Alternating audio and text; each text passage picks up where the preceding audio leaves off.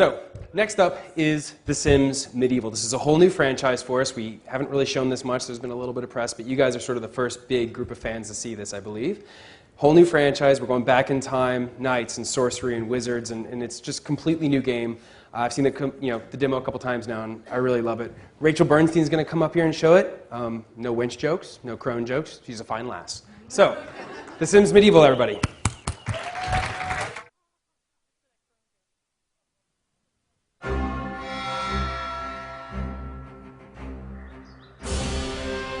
Corsel. Valcor.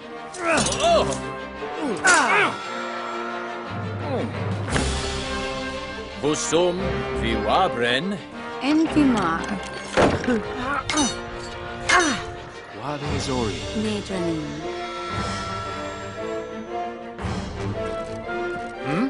Wicket flaget. Woven. Louvain Zoric. Nascent. Roven. Valerig.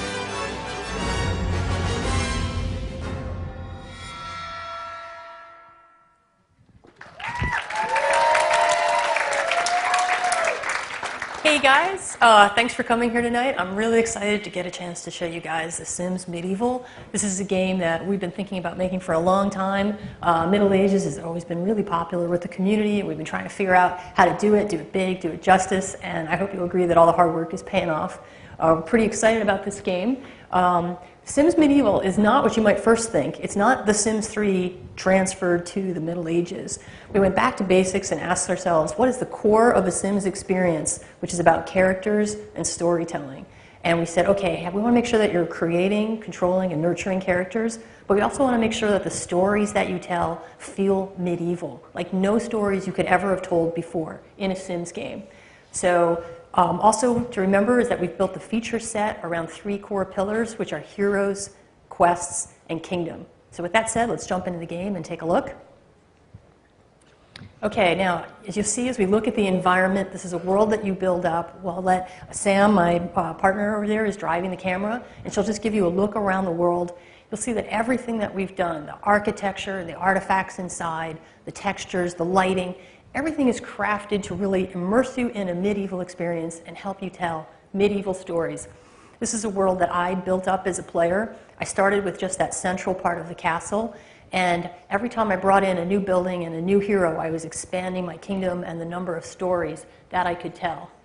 We come around up here, I'm not going to give you a tour of my whole kingdom, but here, for example, you see that I've brought in 2 churches side by side. We have 2 fictional religions in the game. The Jacobins are in that big, grand cathedral, sort of Gothic looking. And then next door are the more humble Paterans. The Paterans are friendly and try to get converts through popularity, whereas the Jacobins rule by fear. Now, the religious conflict was a big part of the Middle Ages, and it's really up to the player whether they want to bring in one, both, or neither of these buildings and play with the heroes that come with them. Let's take a look up inside the castle. This central part of the castle is the very first building that you start with, and the first thing you do in the game after you've chosen your ambition, which we'll talk about, is create your monarch, which could be a king or a queen. And now we're going to take a look at what this throne room looks like. If we pull back the camera a little bit, you'll get a feel for the scale of the place, these huge spaces that we've never seen before in a Sims game.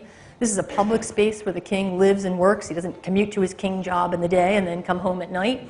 If we take a look around, we can see there's a scribe table, and his scribe is there busy writing laws and getting things ready for him. Let's have him go on over to the tactical map, which is on his edict table. He can use that map to think about the territories that surround his kingdom, and he can create relationships with them. You send out ships to scout them, and we can get rid of that. But the more that you scout them and get to know them, you can do trade with them, conduct diplomacy, you can have conflict with them. The leaders from those territories come to your kingdom and visit you. If we head upstairs, we'll see what his living quarters look like. The king has 3 spacious areas for his living quarters. He's got his kitchen where his servants make him food. In the middle, we've set it up that it's his bedroom. And on the far side, we've set it up to be his changing area. He's got his bathtub, a wash bucket, a chamber pot. Let's head back downstairs again. Now, the king has many different skills and special abilities because he's the king. And one of the things that he can do is he can punish people. let's go take a look at the judgment zone.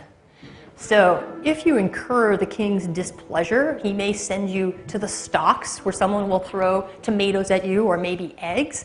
But if you're really in trouble or you get in trouble some other ways, you will be executed. And the way that we do that in The Sims Medieval is with the Pit of Judgment.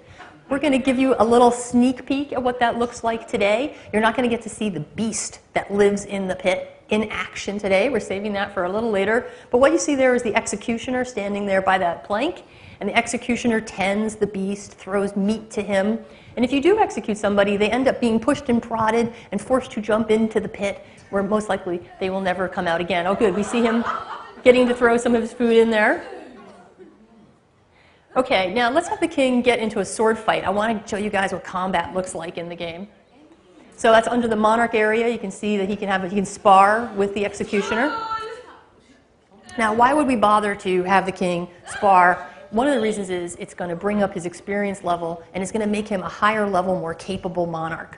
All of the different hero sims that you control are all leveling up, getting better and more powerful. And sparring is one of the ways that a monarch or a knight or a spy gains experience. So the two of them are going to walk off to a good area to have their fight. Actually, they're heading right down to this hut, which is the executioner's hut. That's where he lives. So he can jump out at any moment and tend to the beast that lives in the pit. And you'll see that the two of them are going to take out their swords. It's annoying that they try to always stand under the tree lately, but we'll get in there in a second.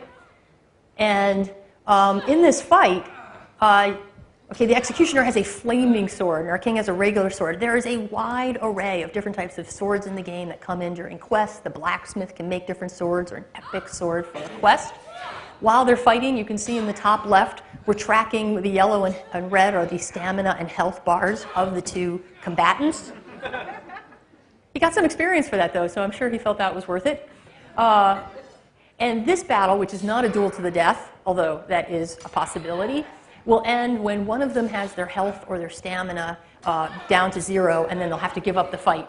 Now, this is just a level 1 king. I haven't been playing him very much in this game, and you can see that he's basically getting his butt handed to him by the executioner. But if I played him a bunch and he got better at it, I'm sure he could come back and teach her a lesson.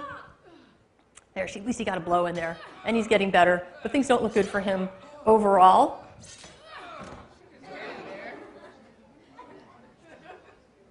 She's feeling pretty good about that. Okay, so now the king has been disgraced, but if I play with him long enough, he'll get better. He's been knocked out. All right, so while the king is knocked out, in fact, you can see the progress bar of how long he'll be knocked out in the top left.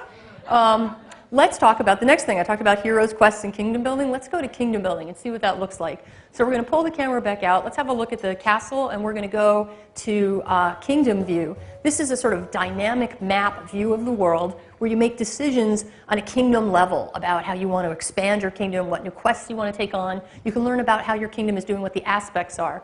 If we take a look at those, you see that we're tracking 4 aspects about your kingdom: well-being, security, culture, and knowledge. Bringing in new buildings adds to your aspects, and doing quests fills it out. We also can be reminded of what our ambition is. When we start the game, we choose an ambition, and we're going to get an achievement for that and for doing quests at the end of each playthrough. In this one, we're a busy builder. We want to bring in as many buildings and heroes as possible. We can also expand our kingdom. Now, when we started, we had just that central part of the castle, and I've since added on a reception hall and a spy quarters. Now let's add on the knight's barracks. It's a big, imposing part of the castle. You'll see what that's like. Boom! So that's how you build things out. Normally, you go and put in a new hero, which we're going to do, but I want to do that with the wizard. So let's head over to where the wizard's tower goes. I've already got the physician's clinic in, but now I can add in my wizard's tower, and that will allow me to bring in a wizard. So let's go into create a sim for the wizard.